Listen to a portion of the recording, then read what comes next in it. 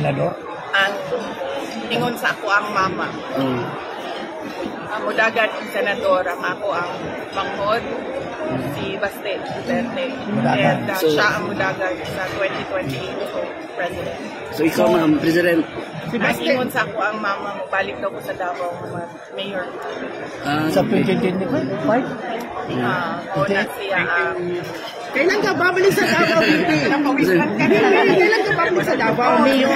Inaabangan namin taga Davao. Kailan? Next year? Pag-uusapan namin.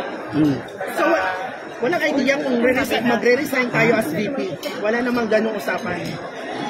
Walang ganun na usapan. So next year ma'am, 2025, mayroon kayong senador campaign? Lahat sila raring na tumakbo eh. Si PRD, senator.